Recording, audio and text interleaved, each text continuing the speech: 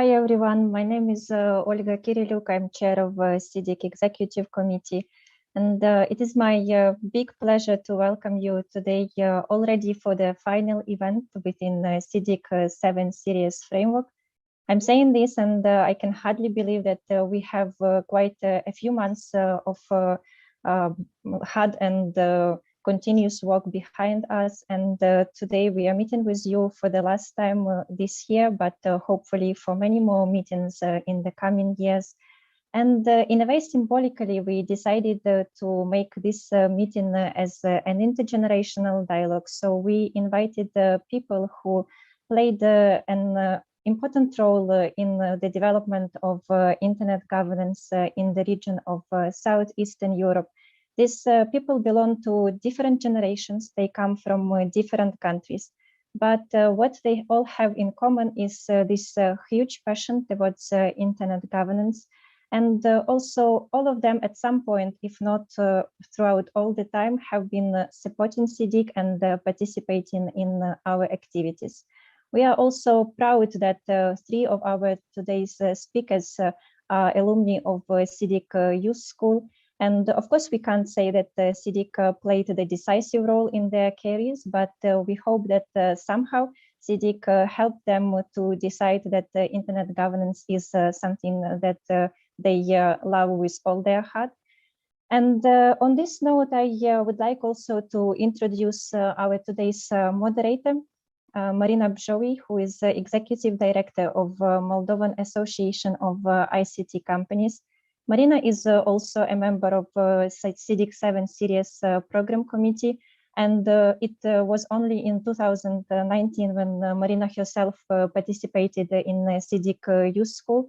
And we are so proud that she stayed an active member of SEEDIG community, and today she will be moderating this discussion. But I also want to start by asking her how she started her career in internet governance and what SEEDIG means for her. So Marina, over to you. Thank you, Olga. Thank you for the introduction and generally for congratulations for everyone who was engaged in the last event, but not least of SEEDIG series. This is an amazing one. SEEDIG is for me the start in internet governance, to be honest. I didn't know about the notion of internet governance before SEEDIG Youth School. As Olga mentioned, I got engaged in 2019. And even though I do work with telecom companies and private sector, I guess the internet governance was not a priority until I actually started to learn within the SEEDIG Youth School. After that, I decided to stay close to the community because everyone is amazing, and I enjoy not only the opportunity to learn about new things, but also to connect with everyone working in this field and to reconnect every year in a way or another. This is why it's basically another call for everyone who didn't connect or didn't join the SEEDIG community yet to do it as soon as possible, because it's the best opportunity where you'll find and you'll learn new things from experienced people in internet governance, but also to join an amazing community, an amazing futuristic community to add up here. Coming back to the topic that we have today and generally to internet governance and our amazing events that is happening, this is a wrap-up, but it's not a wrap-up in its sense. It's more of an event relevant for everyone who's really connected. We want to see the faces of internet governance in Southeastern European countries and that intergenerational dialogue. So as speakers today and our guests, we have a couple of the younger generation in internet governance, but also the ones who have more experience in this field and are learning and teaching everyone who's coming up with less experience to find out more about internet governance, but also to understand what it's like to build a career in this sense and how important is the community. I want to start up with a general question addressed to everyone and to all of our speakers. But before that, let me present them to you. You probably all know some of them, at least. We have Bogdan Manola, who's the executive director of APTI Romania. Hi, Bogdan. Do you want to unmute and say hello to everyone? Hello, everyone. Thank you for the invitation. We have Desiree Milošević-Evans, who's the board president of Internet Society in Serbia, Belgrade chapter. Desiree, are you here with us? I am. Thank you very much, Marina. Welcome, everyone. We also have, yep, go ahead. That's all. Thank you for having me. We also have with us Veni Markovsky, who is the vice president of UN engagement in ICANN. Veni,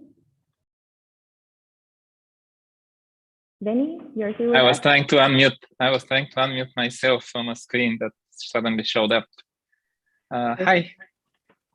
Hi to everyone, and this is part of our speakers and to whom we are going to address some of our questions. We also have a couple of the youngsters of SEEDIG and CE+.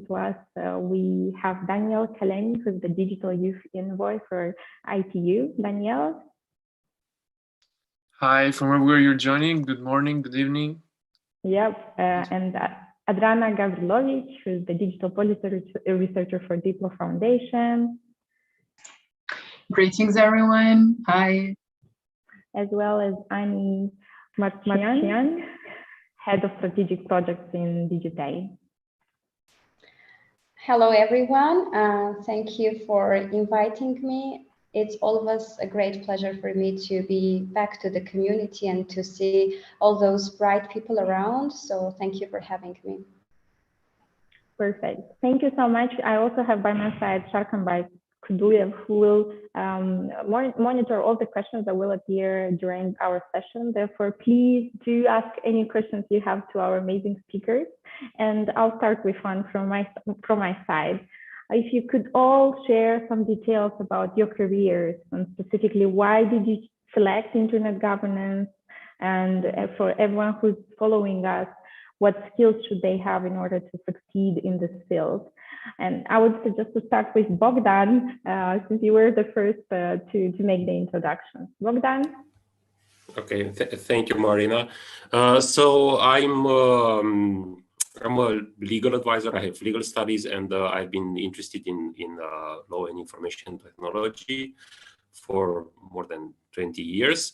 So in that capacity, I came into contact with a lot of issues dealing with internet governance. So I think that my involvement in the field was almost natural, because when you're dealing with internet development, with in my case, it was the CCTLT, the .ro domain name, which I thought it could be better managed, and other aspects that are in the internet governance basket. You become involved in some aspects. Yeah, and I see these from my perspective from two angles. One is the angle of a legal expert and a legal practitioner interested in those aspects, but also in a capacity of public policy. And I think this is one of the areas where we can all make our say and have our contribution in reaching the internet governance, either at national level, regional level, or international level. It depends on the taste of each of us and how much we want to be involved. And I think that's the beauty of the internet governance, as I see it, the opportunity to participate and to make your voice being heard in I would say, a lot of forums that are more inclusive that sometimes the national fora would allow for. And this is an excellent exercise. And at the same time, it is a great way to meet new people, to network with very different people coming from all sorts of areas, starting with technical, legal, even economic background or whatever. So yeah, and I think this is the opportunities that internet governance brings to people that want to be engaged more. And I'll stop here for the first. Yeah, I guess the technical.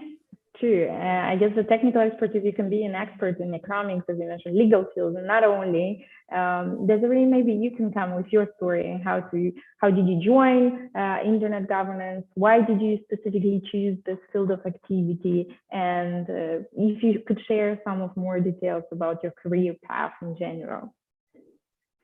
Certainly, thank you, Marina. I likewise, like Bogdan, when I started working, there was no such field as internet governance.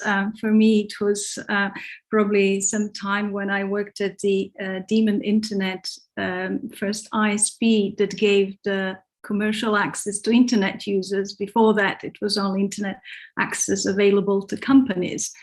And in those days, back even in 1993, although I thought I'm not doing any internet governance, we were forming a steering committee to decide how to do delegation of .uk, how to set up a new non-profit, which eventually in 1996 turned out to be Nominet.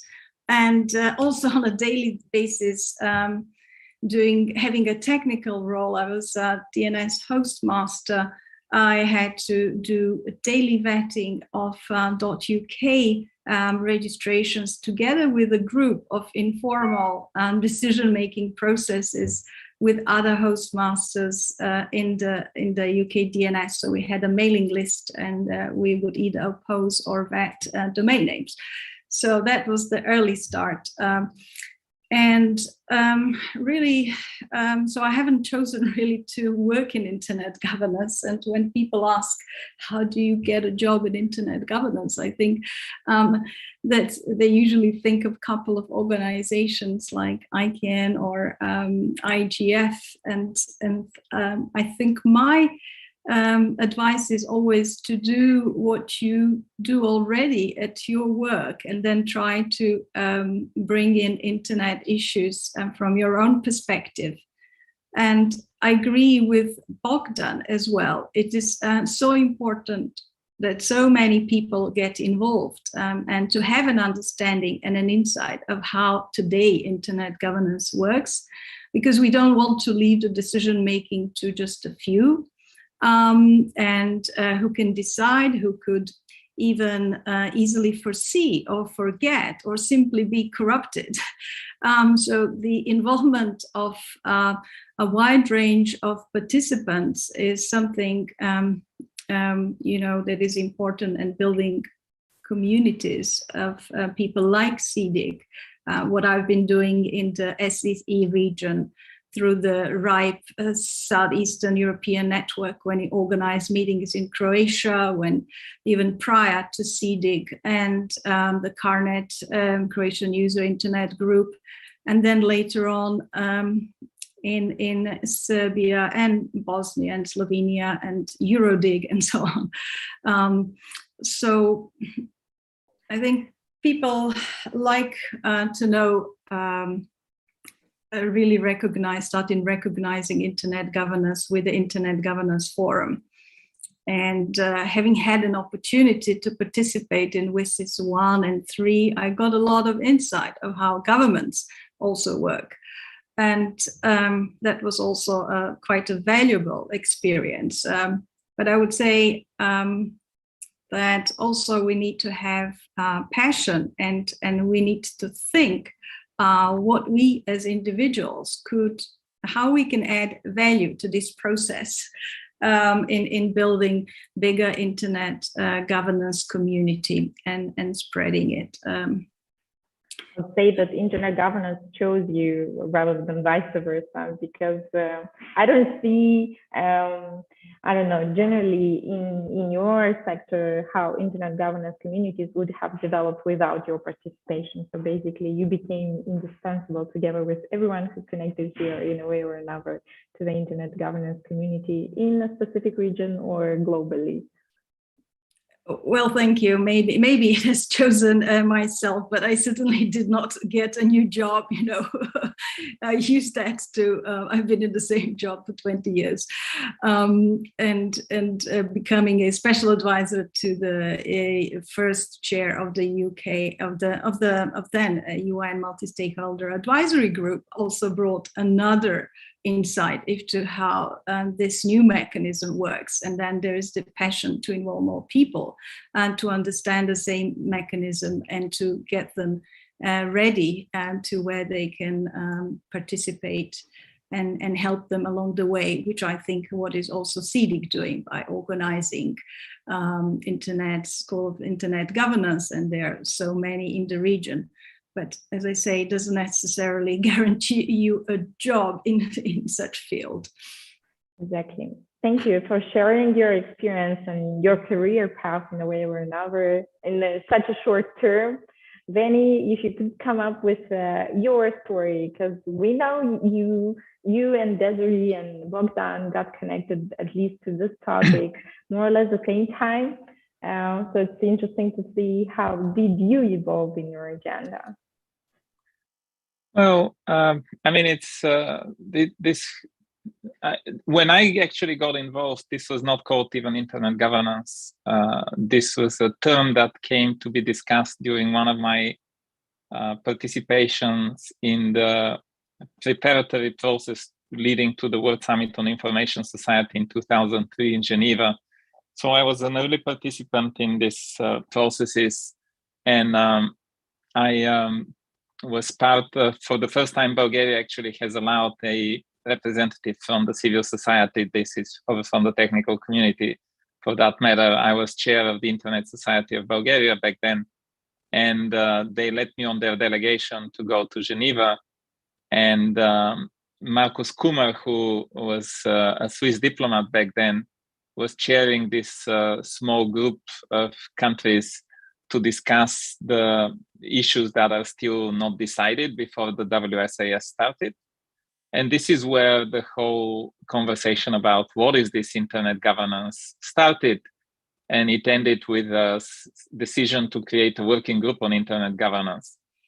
And so I was early there. I still continue to be part of these discussions at the United Nations and at other organizations, not necessarily only intergovernmental ones.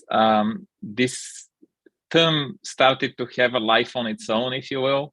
After the report was published, there are so many events and so many people got involved, and some people made PhDs and became professors and are teaching in issues related to internet governance, and that's a process in development, and we all see that it's going to continue for the foreseeable future. So I would say the history is interesting, but more important, I think, and more interesting is what's coming next and how we can bring that experience and knowledge from the beginning of the century into the next, I would say, 10 years of development of internet governance and the discussions around it. For sure. Do you see how the newer generation basically is getting connected, and what skills should they have in order to succeed in this field? Anything specific would come to your mind? Is this a question for me, or? Yeah, it is a question for you, because Desiree and Bogdan more or less mentioned at least the expert zones where you should be a specialist, or where you can join within the community. I think the challenges today are probably bigger than they were 20 years ago, because back then there was a lot of enthusiasm and a lot of support from different foundations, governments. I was a participant in these processes through a Swiss-based fund that was providing grants for people from, countries in transition, developing, you name it. What Bulgaria was back then, still not a member of the European Union and still very much into the transition from communism to market economy. Today, though, it's more challenging because it's difficult to find a job that would allow people to participate in, well, these couple of years. These are virtual events, but they are happening at different times of the day. And, if you are online at 2 o'clock in the morning for 4 hours, you won't be able to go to do your job. So a company, an organization has to be aware that one of their employees would miss a day or two, or maybe a week. It depends on, let's say the Internet Governance Forum starts in a few days. So the question is, how do we persuade people to participate if their work, education, or whatever they do don't allow them to do that? So that requires a lot of communication and a lot of, I would say, probably explanation to the bosses, why this should be done. I was lucky because I was my own boss back then, and I was the CEO of the first internet service provider in the capital of Bulgaria. So, I could talk to my business partner and he would understand, but it only lasted for a couple of years. And then he had to take over because I couldn't allocate any more time to the company. So how many people can do that? One.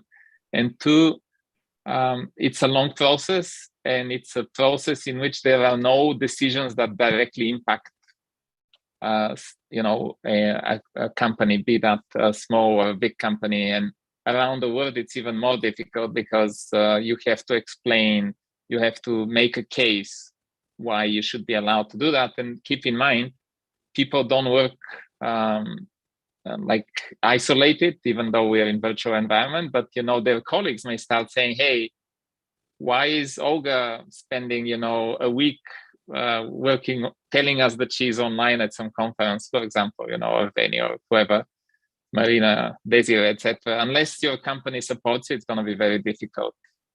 I fully agree with you, and it's generally enthusiasm that's keeping all the communities basically alive everywhere. It's quite complicated, as it used to be, to get funding, to explain it to everyone. Why are you going and where are you going for a reason or another? Adriana, if you're here with us, we would love to hear a little bit about your story, since you joined the internet governance community a little bit later. But you also are an expert in this field, and it's really interesting to learn about your career path and some of the trends that you see currently on the agenda. Oh, you should be here with us. Yep. I'm here. Sorry, I was turning off my camera for some moments. My fiance is running around the apartment in the worst possible moment, but you know what it's like to work from home. Somehow you're bothering everyone and everyone is simultaneously bothering you. Regarding my career path, there are some parallels between Des and I. In 1993, while she was doing the daily vetting of domain names, I was born. So there you go. That's the first parallel. I also haven't changed my job since I got it. And this is my first employment. So some parallels between the Serbian girls, similar, but also not. The way I got into internet governance, I didn't find it, it found me. I'm one of those mythical people who had a job waiting for them the second they graduated, because I wrote a policy paper on information security in Serbia. And that was a desperate grab to find a topic no one else was writing about. No one knew anything about it. I didn't know anything about it. So I was writing and simultaneously educating myself on information security, which was really not that it sounds crazy, but it panned out really well for me. So I'm going to stand by it. What happened is that a teaching assistant sent it to a competition where the judge knew my current boss. So that's how I got my first internship in internet governance. And that was, of course, with Diplo Foundation. And interestingly enough, I was the first intern of the Belgrade office. So I was kind of doing a lot of stuff for helping everyone, basically. I don't think they were quite knew what to do with me, and I didn't know what I wanted to do. So that was a perfect fit. And that's how I had the opportunity to basically work with everyone in the company and to see different parts of it and to see different expertise that my colleagues had. Basically, I was more or less brought in to help a colleague who's also part of this community for a long time. I guess a lot of you are familiar with Vlada, who at that time had a bit less time because he just got, well, the twins.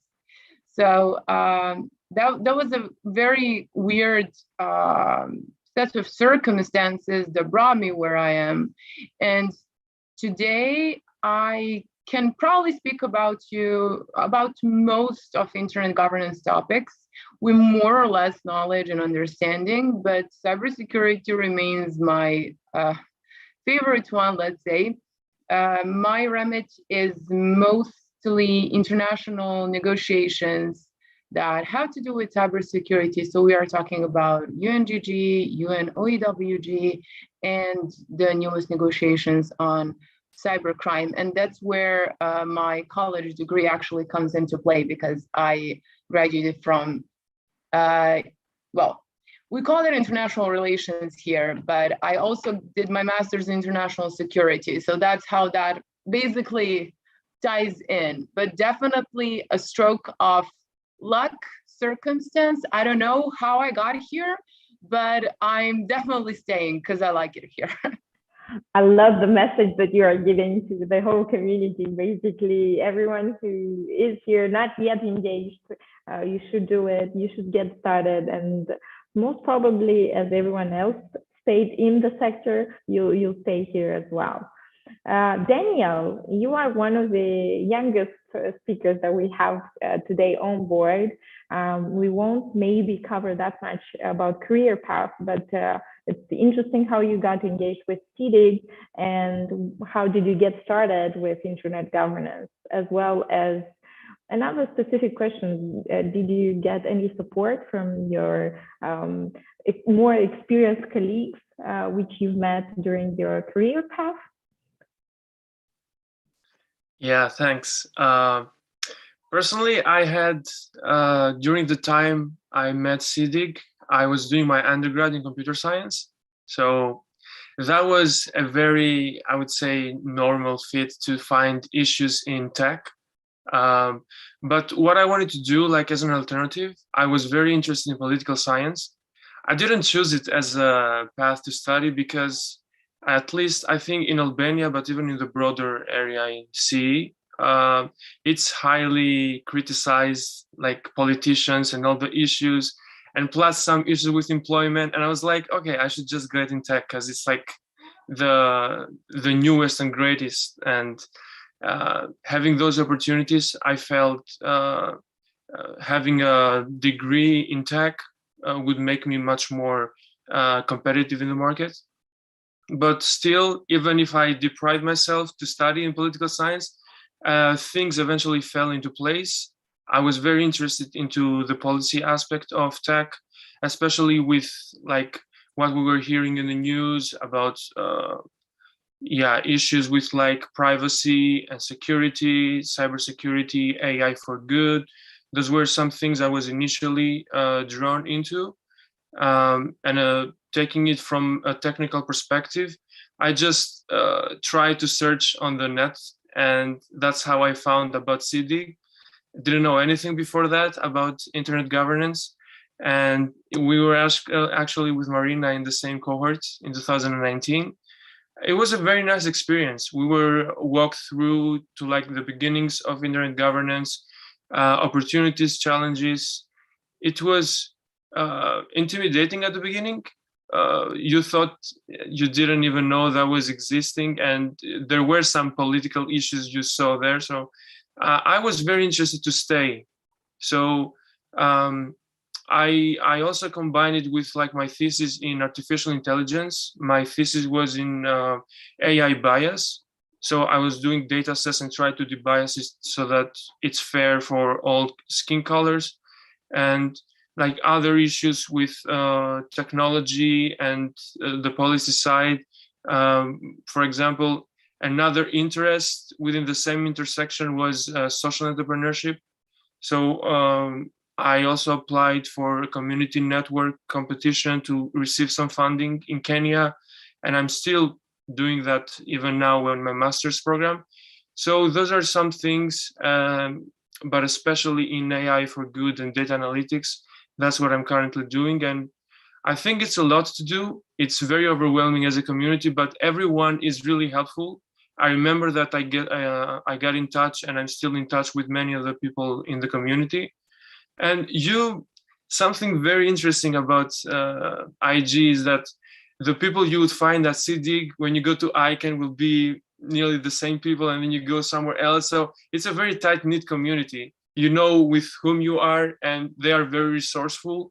You know to whom to go back to, and that's something very nice to have this support system, but also combine it with your background and your desires, or like what you want to develop and what you think it's valuable for you.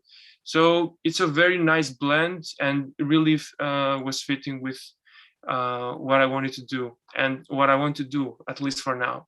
So yeah. Thank you, Daniel, so much for sharing your experience, but also pointing out some of the major topics of interest right now from your perspective. Following the same round of question, if I may call it like this, I'm inviting Annie also to share her views on how did she get started, but also on the hot topics right now on the internet governance agenda, locally or globally. Annie? Well, actually, my journey started back to 2016 when I joined Internet Society Armenian chapter as a project manager, staff member, and as well as a member of the ISOC chapter. And back then, I literally knew nothing about internet governance, like any topic of it. I don't know, domain name system, internet fragmentation, fake news, net neutrality, nothing about it. And I was a completely newcomer.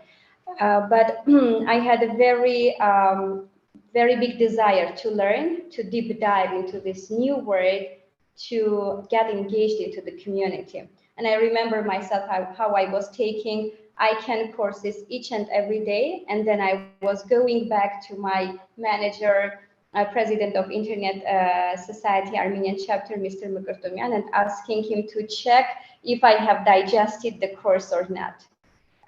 Literally every day we were doing this, having long hours of discussion so that I can get engaged into these topics, discussions, etc., etc.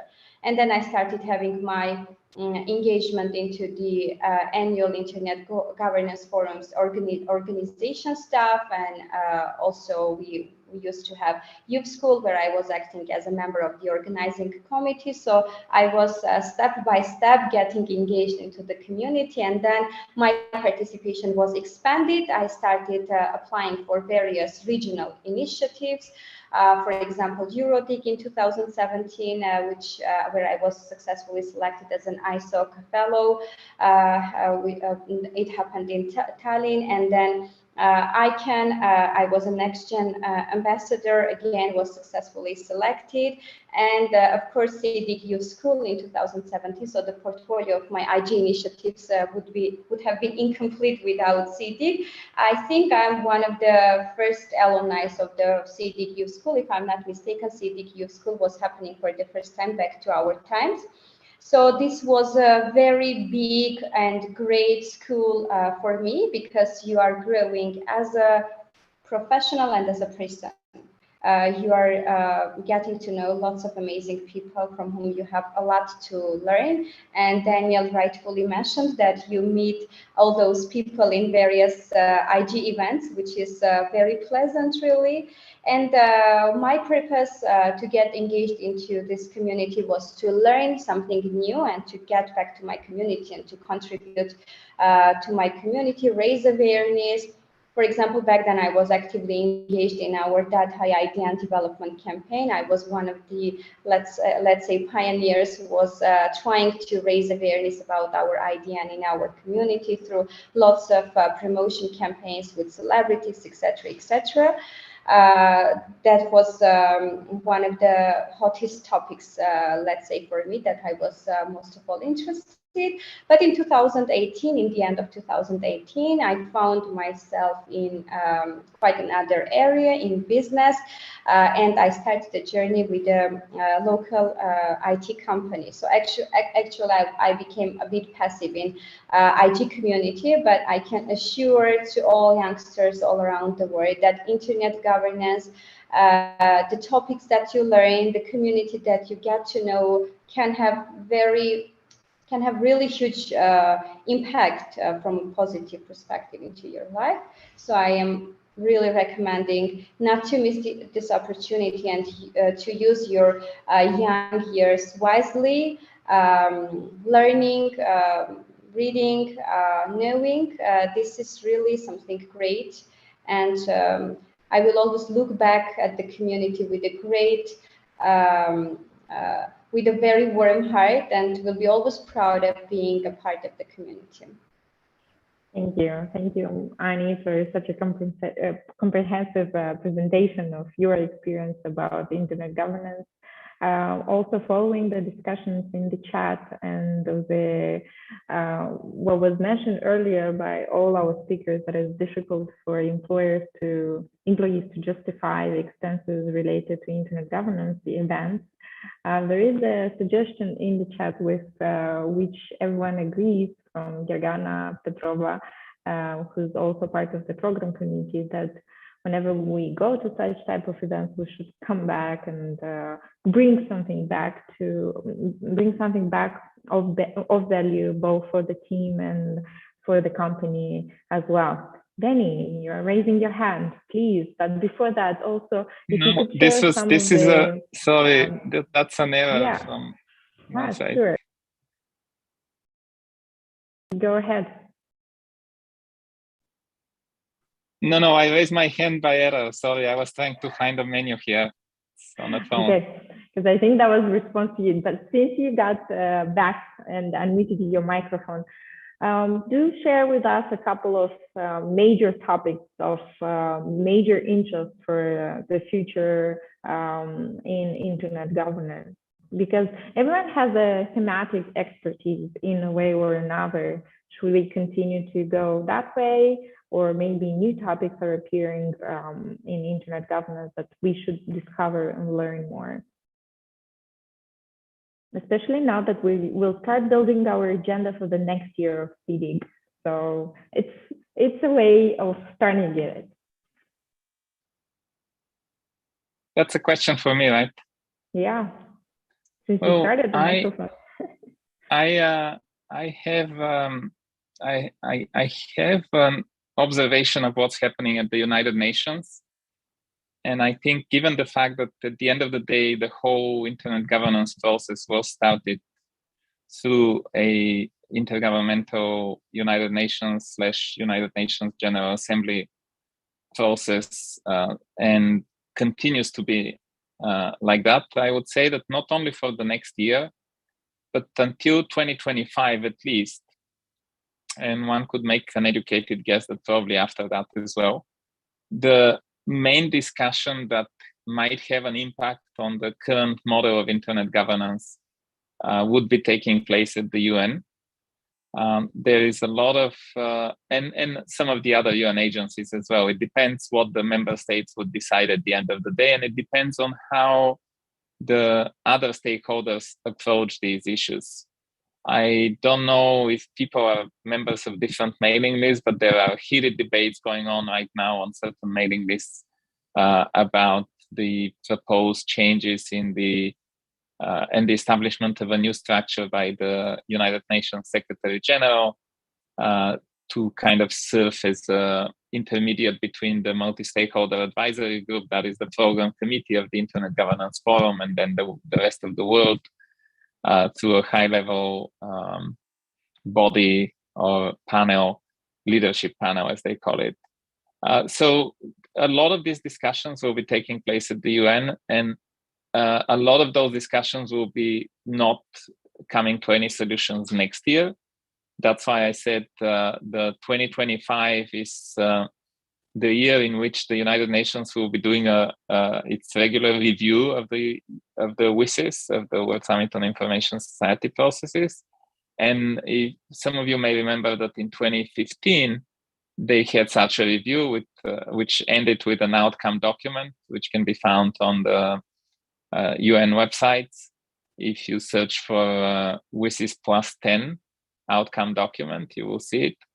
And you know, in another 4 years, there will be the WSIS plus 20 outcome document discussion. And who knows by then, by the way, what might happen and how this may change. There are elections coming at the International Telecommunications Union, or the ITU, where, you know, which is also, some member states are also pushing the organization to become more central with regards to internet governance.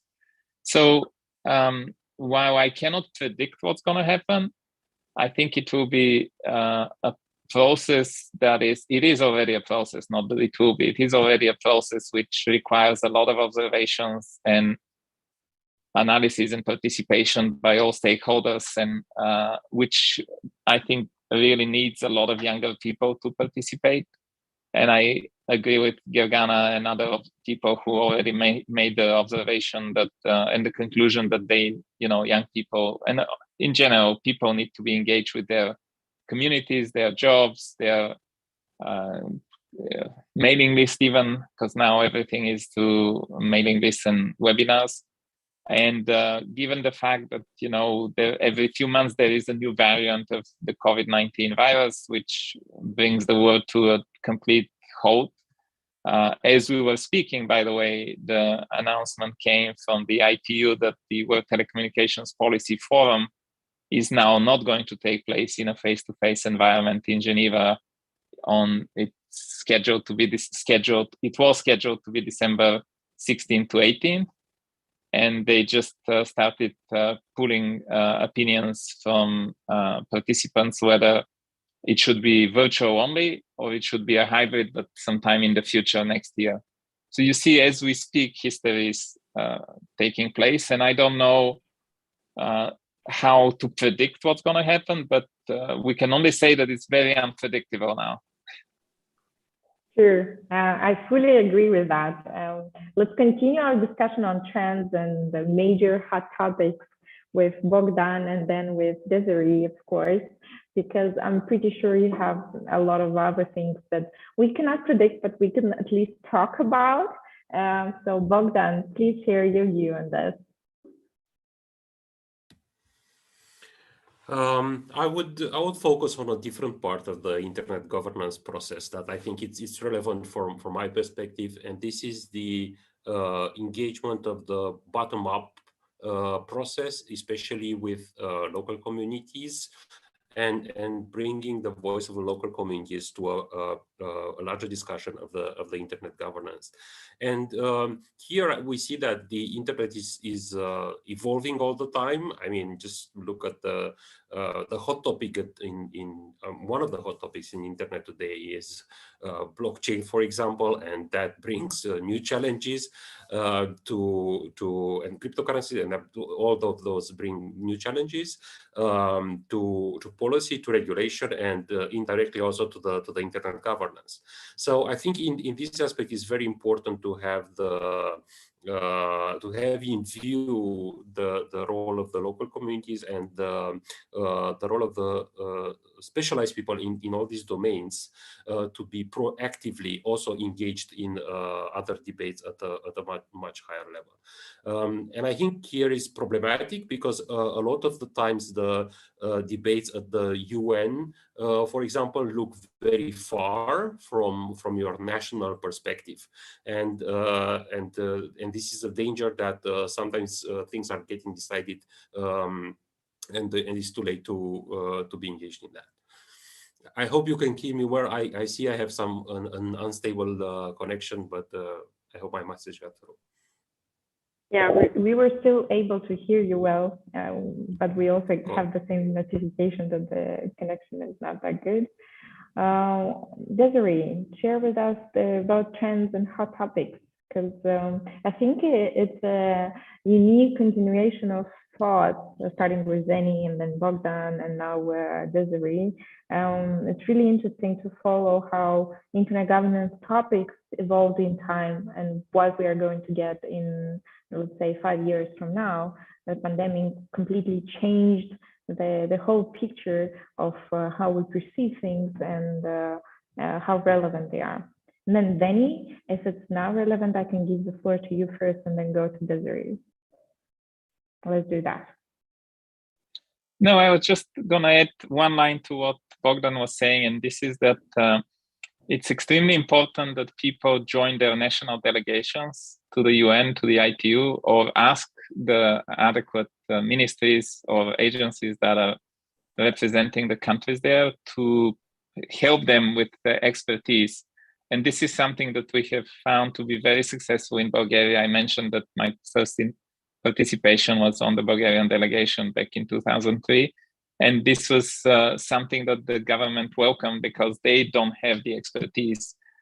Most of the people who are specialists in the field of the internet, they have private jobs and they would not go to work for the government. And on the other hand, the government needs expertise, and we were capable of providing technical, neutral information, factual information, which was very helpful for the government when they were participating at these meetings. Yeah, fully agree with you. It's happening the same thing, at least in Moldova, in my country, where there is no specific expertise, but the private sector could contribute in a way or another. It doesn't mean it's a priority for them, but it's completely relevant. Desiree, please, you have the floor. Thank you. So I'll follow up on where Veni and Bogdan left, maybe just with the notion that I agree that 2025, actually 2024, the main IGF would be a very deciding part of the roadmap of internet governance. And it's not happening only then, it's happening already now. So we should be preparing for it. And hopefully for its continuation. I think what's been missing in all these 17 IGFs that we had since 2006 is some kind of principles, and that is we really need a high-level agreement and commitment from all the stakeholders on a globally interoperable and unfragmented internet. Because the trends that we're seeing everywhere, there are so many of them, and whether that's an increased interest, especially governments, to see how make sure that they are part of the process, how the internet works, whether it's an example about equipment, which equipment should go into the infrastructure of the network, to all other different issues and cases that we've seen about content moderation and about content regulation that is not going to stop. Also, that's, I think, we see many technical trends such as increased use of cloud computing, the so-called machine learning, or the fancy word AI, the big data and the various platform services. We are still always on a cusp of realizing trying to realize what kind of impact the internet governance and the internet itself will have on our lives. And it's really hard to predict, as you say, Marina. We see some trends, but we have also noticed there's a lot of, increased integration of the technology in our everyday lives, starting with the Internet of Things and sensing and mapping and getting more data and using that data for all sorts of purposes that are leading to some very bad ways of use of the data, the surveillance capitalism, and we need to fix many things in the network. But we also have to think about, big issues like the encryption and secure data privacy. So we see these things come on the surface, but they are there to stay with us. And we think that, ethical principles for human-centric algorithms is also going to be a trend that should be continued to have safe public policies. To respect human rights and digital rights online as well as offline. So I'll mention just a few of those important, I think, public policies that are being shaped currently, that the community can get involved and can work on all of these different ones. I think maybe one good example, also a trend that I've seen that is happening, something especially that the Internet Society of Serbia has been working for 7 years, is the use of technology for good, in terms of how technology can also address some of the climate change and some of the environmental issues that we see in our daily lives, and these pressing problems.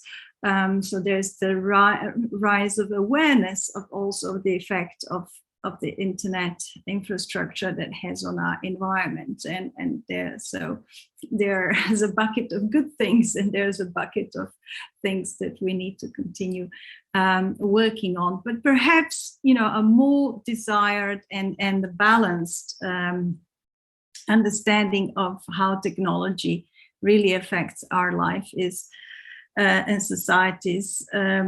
We're just gaining to understand now. We now understand a lot of what oil industries do and our digital data collection, how it affects our lives. But we're just getting this kind of peek into how the internet affects other part of our lives and our societies. And I'll stop there for more comments.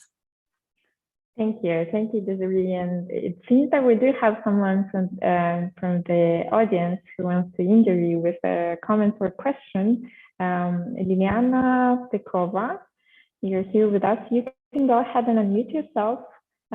Just a small remark to try to keep it short in order to go to the other questions as well. But we're happy to hear what your opinion or question to the speaker is. Yes, hi, I'm Liliana Petsova-Ilieska from SEEDIG Executive Committee member, and I was running the youth school this year. So Olga requested politely to say a few words about the youth school developments this year. As Desiree mentioned, technology is influencing our life, but I'm questioning now whether the technology is actually decreasing this enthusiasm that you all showed in the last half an hour and maybe more about learning and enthusiasm about understanding IGF issues. IG issues are, as from my perspective now, when we were organizing youth school, understandable to young people, to students, and to young, let's say, participants in our school. But nevertheless, even although we have organized it in a series of ways, in a series of debates, and invited many of you as speakers, as distinguished guests to our lectures, providing one and only opportunity to meet the people behind ICANN or IG or SEEDIG. Nevertheless, the enthusiasm for learning was seen as smaller and smaller. I don't know whether this was a pandemic issue, the technology issue, because now we have much more information online and much more content about IG issues, far from, let's say, more than 6 or 7 years when I firstly joined this community and started to learn what it is actually an internet governance topic. Yes, this is a question for me and dilemma how to proceed for the next year, for organizing the next year youth school.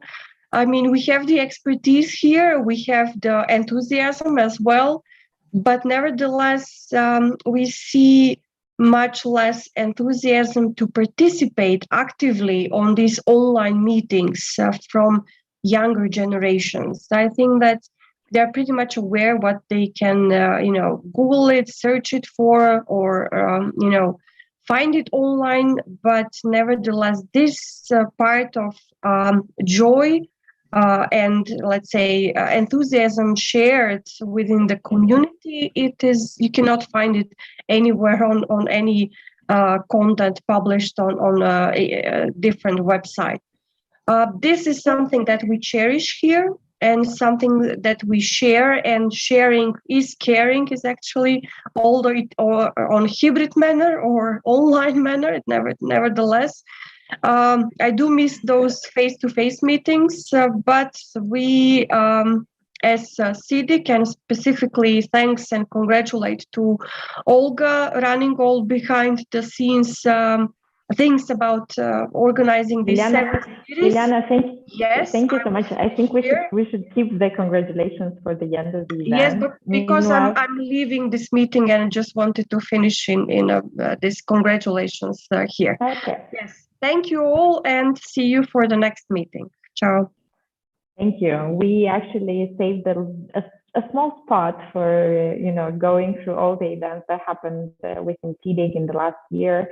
So everyone who wants to share a little bit of conclusions and so on can do that in the end as well.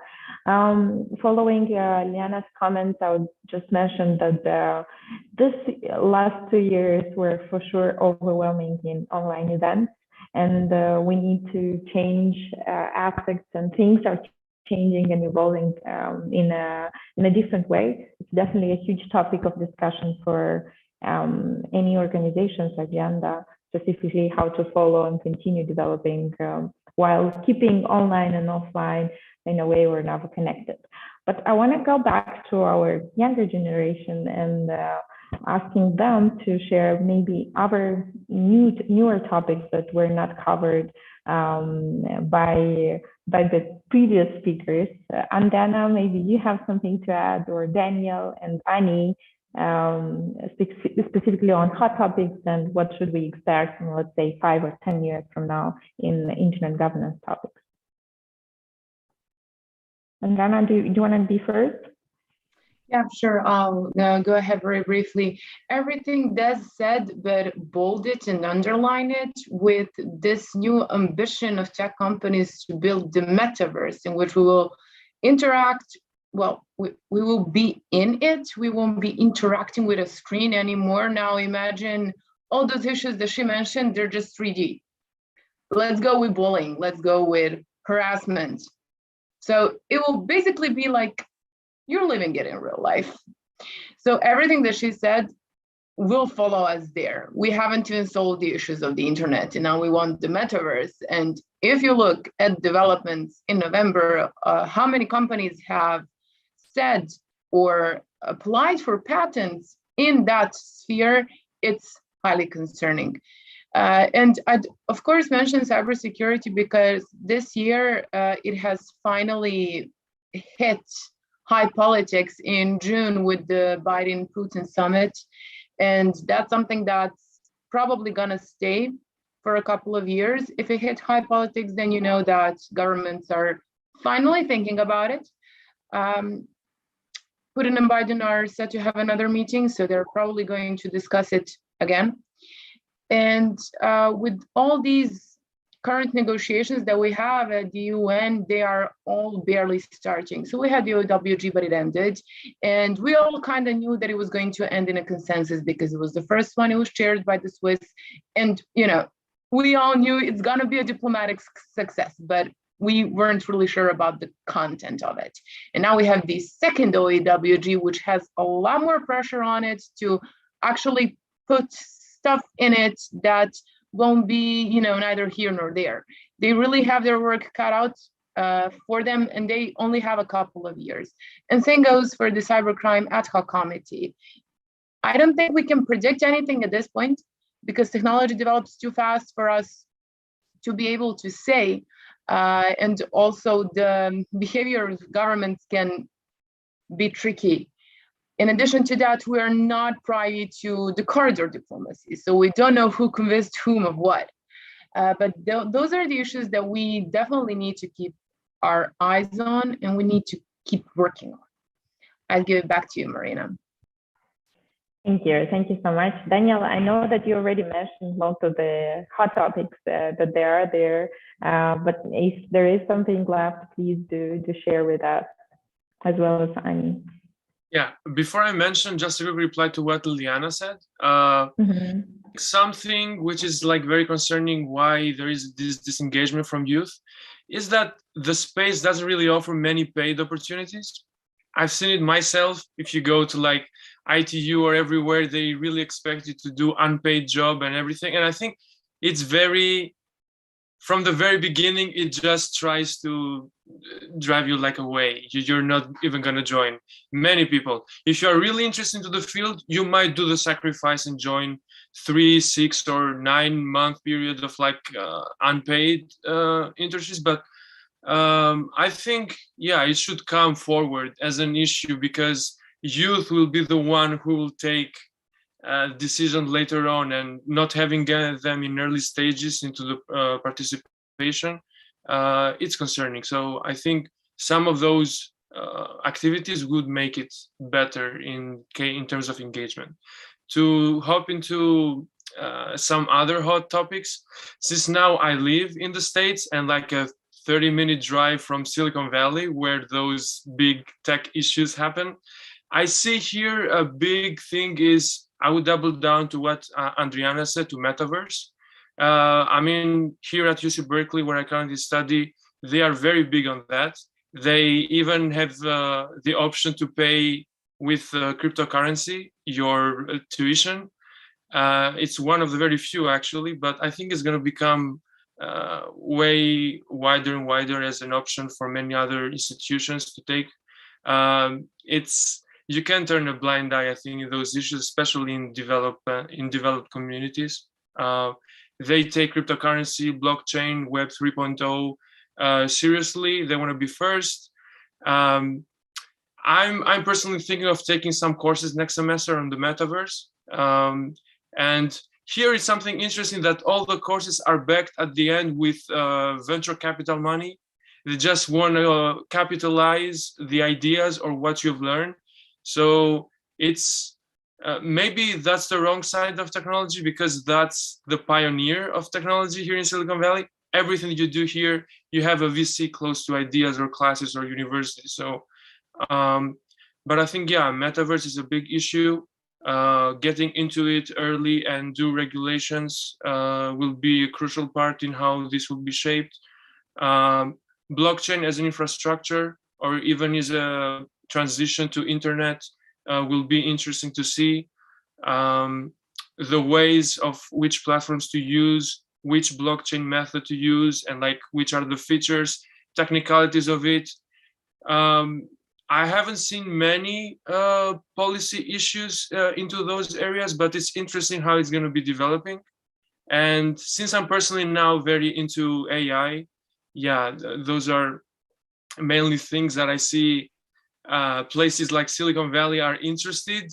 And we need to definitely be leaders in the policy side as well, so that to be able to keep up with innovation. Yeah. Thank you. I like the metaverse point because this is really becoming a huge topic on the global scale. I don't know if we as CE as well as Europe doesn't feel it the same as US does, or at least close to Silicon Valley, but it's a big thing and it's growing more and more. Coming back to online meetings, online courses, I also wanted to add up that it's really complicated to keep a community going online versus offline. And a lot of the youth that we have connected is actually enjoying, going to that event at least once a year to meet all the mentors, to meet all the experts in the field, and to get a feeling of what's happening within internet governance topics, not only. And now going back to Annie. Annie, do you have any other hot topics to add up to our interesting discussion before moving to the closing part? If the most important points were mentioned, maybe I would add as a hot topic for 2022 and like for the future, governing fake news and managing hate speech. Because very recently, with the situation in our region, we have encountered how fake news and hate speech may have negative impact on people's life, how it can ruin people's life, how it can have a very negative and bad impact on the political situation of the region. So I believe that this also should be one of the hot topics of internet governance, and to have the tool set how to manage. I don't know how it can be done, but I believe this is something to think about it. Otherwise, with all the positive aspects of the internet, this is really a disaster and should be definitely managed and properly governed. Thank you, Annie. And slowly moving to conclusions, but this doesn't mean I'll stop you from adding any of your thoughts and views. I'm really interested in how each generation does feel about the other generation. It's an interesting topic because we have all these speakers connected to this session. And I want to hear from Bogdan, Desiree, and Benny. Do you see any inspiration from the younger ones? And do you feel any competition? Why not in the field, taking into account everyone who's new and coming up with different views, maybe in a way or another, different ways of thinking and development as well? Let's start with Bogdan and then go ahead with Desiree and Benny. Bogdan, I hope your connectivity is better. If not, let's go to Desiree, and then Bogdan maybe will get back with us as soon as he gets better connectivity. Desiree, please. Thank you, Marina, for the question. I actually love seeing more people involved and bringing diversity into the discussion. And, if I had a say, I would have IGF on steroids, where we have 20,000 IGFs around the world, not just some national IGFs taking place and regional IGFs and annual IGFs. It should really be a movement to have an impact for people to understand how the internet is governed and what are the mechanisms and how to get involved. Obviously, I don't think one can expect to all work in that field, as I said, work in your daily job and contribute as much as you do. And I think that's, at least it works for myself. So it's something that we need to, we really need to work hard to interest people, because most of them don't find internet governance that interesting as our little crowd do. It's still a limited number of people participating. With that said, a community is the key, and building communities that understand the processes. I do run into colleagues who work in public policy as well, who says, oh my God, these millennials, they don't understand anything. I have to explain everything again and again. So there are some ways of and their different thinkings as well, what the new generation think, and sometimes maybe impatient, and sometimes myself as branded the old generation here. Thank you. It wasn't on purpose, you just have more experience. Insights as well, and this interaction is rich, and the idea is that we leave the internet we want to our grandchildren, the one that works for everyone. Yeah, fully supported. And once again, you have more experience than I do for sure, and it's definitely not older generation, but just with a lot of experience in internet governance for sure. Lenny, if you're here with us, do share the same questions and your views on the competitiveness that is happening here. What is your view, and maybe inspiration from the younger generation and the ones who are just stepping into internet governance? Well, I would rather hear what they have to say, because I find it, it's easy for us to kind of give advice based on the experience that we have, but maybe some of the problems that we see are not real problems, and maybe some of the issues that the next generation of folks interested in internet governance are not within, we don't see them. So maybe it's worth hearing from them, and this could be a conversation that continues not only today, but maybe you guys at SEEDIG could ping your members, not members, but rather people who are following you, and ask them for questions, and then see how and whether we can actually help them. Because in some cases, from what I heard today at least, is that in some cases with the virtual environment, it may be actually more difficult to motivate people to participate. On the other hand,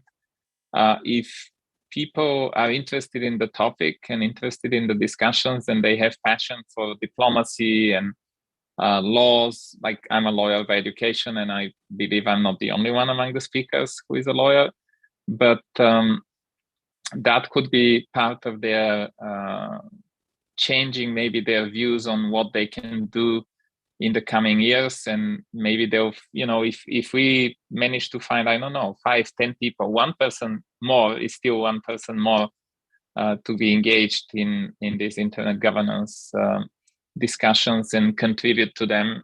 And we definitely need new ideas and new solutions to some of the problems that have been on our schedule for quite a while.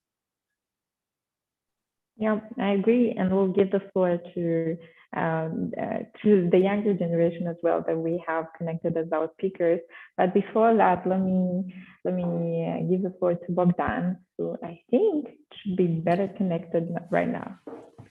I hope so. I hope so.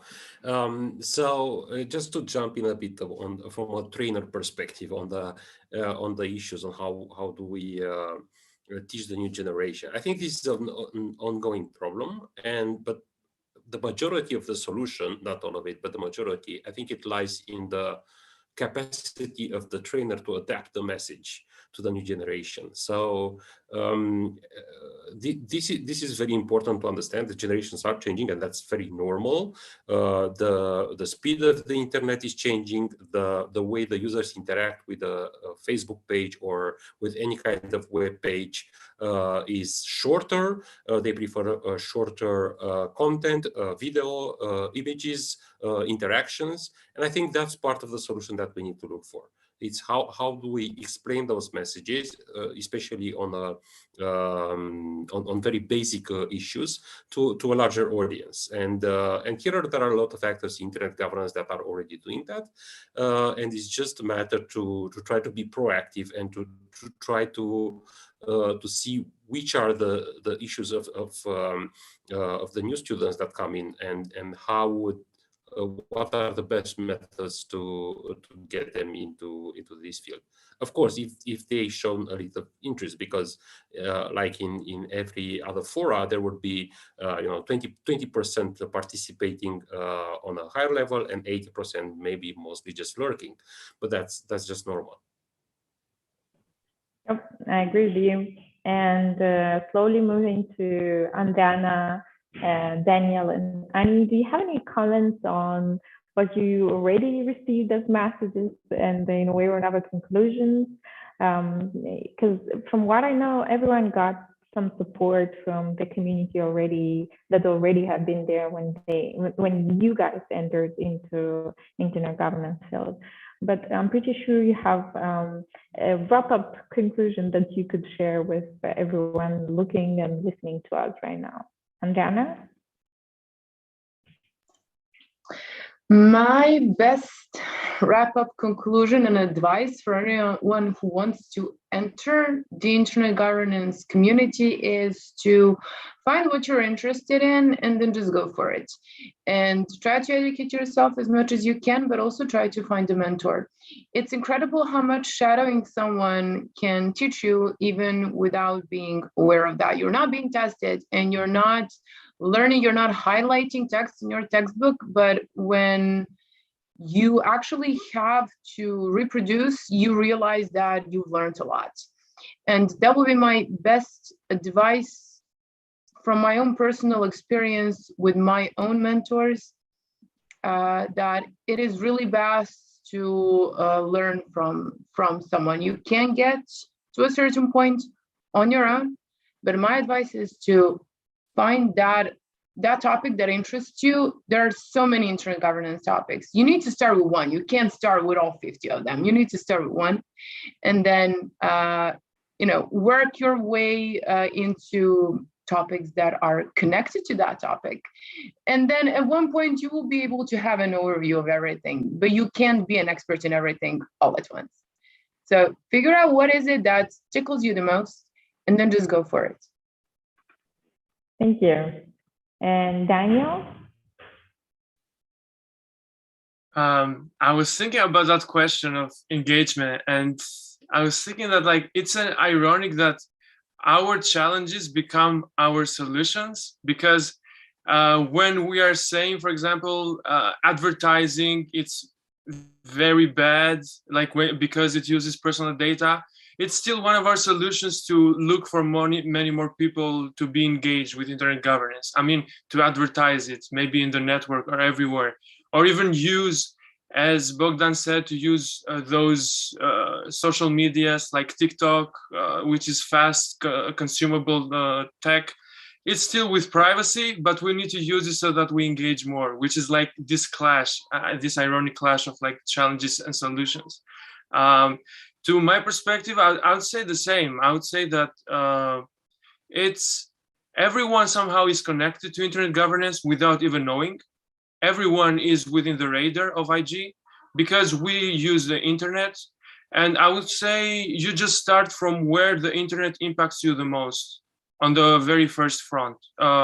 If you are someone who has issues with internet connectivity, you do that. If you are in places where interpenetration is not so good, it's good to have a project. Maybe it's a business idea. Maybe it's taking part into processes.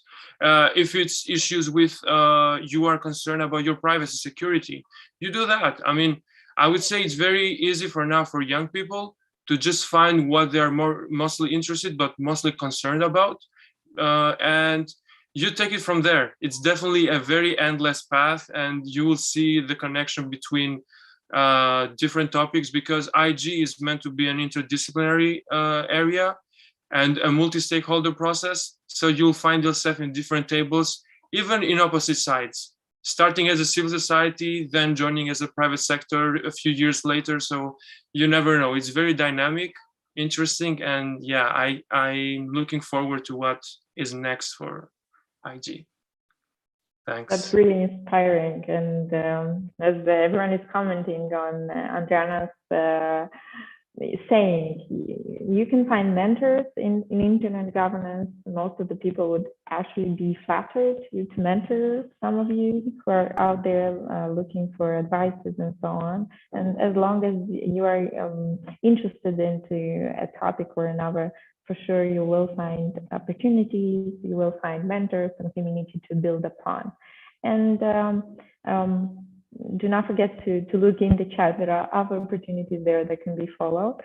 shared also by Andrea. Annie, the floor to you as a closing remark and moving slowly towards our conclusion.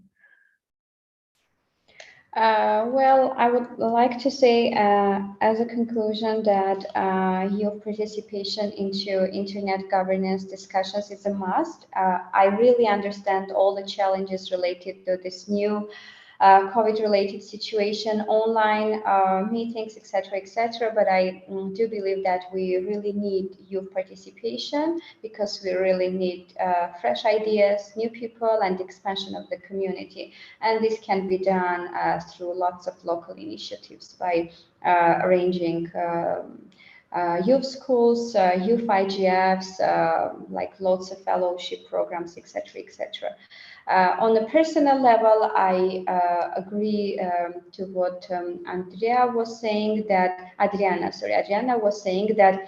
finding the topic that is most of all interesting for you, getting enthusiastic about it is the key to success, because she has rightfully mentioned that you cannot master all the topics, all the themes. You need to find the one which is most interesting for you, and you will be ready to have 3 a.m. calls because you are enthusiastic about this topic. And of course, she has rightfully mentioned about finding a mentor, which in my personal case, I have encountered how it was how it was great to have a mentor. Like I had a mentor, our president of ISOC chapter, who was really mentoring me, and this is another key to success.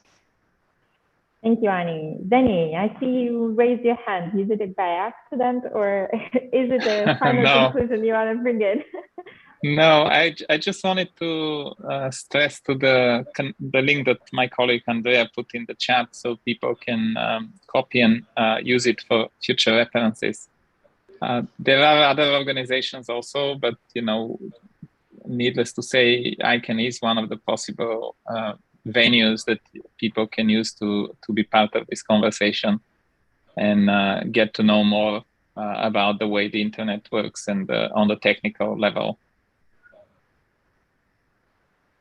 Yep, I agree, and you can copy it. It's right there in the chat, the opportunity. So just to close up, I would love to give the floor to all of you once again, but I think we are running out of time. So first of all, thank you for joining this event. It was amazing to learn about the path of your unique journeys and to inform a little bit about the profession in this field, the experience that everyone should have or could have in order to join internet governance, but also to learn a little bit about where the industry is going by you sharing the trends, the hot topics that will be discussed and continue to be discussed.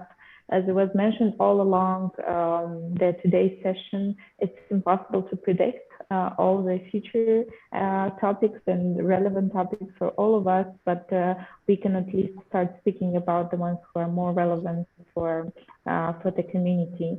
I really loved also to share the host pathfinders who started the developing of internet governance ecosystem in our preparatory call. It was amazing to learn how Bogdan, Benny, Desiree actually connected when nobody knew what internet governance was, while also seeing the experience of emerging leaders from SEEDIG Youth School, alumni, who continue to be connected to the network or to the community, as well as building up the community all together. Thank you once again for accepting the invitation to be with us. And I'll give the floor to Olga. Please continue to stay with us on Zoom until the end. Thank you. Olga? Yes, thank you very much, Marina, for the excellent moderation, and huge appreciation from my side as well to all the speakers for sharing your stories and also your views on the future of internet governance. I think at SEEDIG all are proud for having you in our community, and even that some of you are not living anymore inside the region, but you all keep caring about the region a lot, and this is something that gives a lot of inspiration to all of us, especially those many obligations and commitments that you are carrying on your shoulders, because despite of developing your own careers, you also do a lot for the community development, and we are grateful to all your efforts which you undertake, and we hope that we will have many more opportunities in the future for some joint and result-oriented projects. But again, it was our huge pleasure to have you today with us for this final event within SEEDIG 7 series. And I don't really, when we were shaping this event, I don't really think we wanted to call it old and young generation, but what we wanted to show is that there are people with different experiences, and people who actually started developing this whole IG ecosystem in the region, and people who will need to build the future of IG in our region. So we just wanted to to build this bridge between all of you, but by no means we wanted to say that someone is old and someone is young, because at the end this does not play any role as long as you just want to contribute and you want to stay active in the community. And on this note, thank you all once again. This is our last meeting. It has been our huge pleasure to meet with you again and again throughout this year.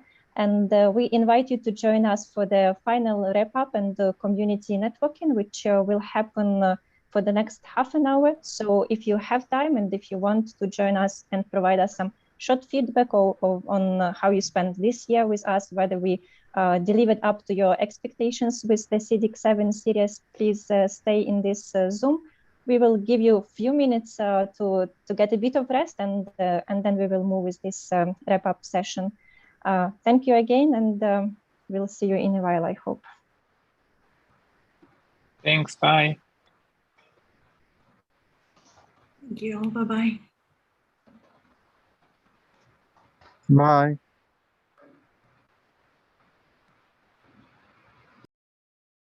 Recording stopped.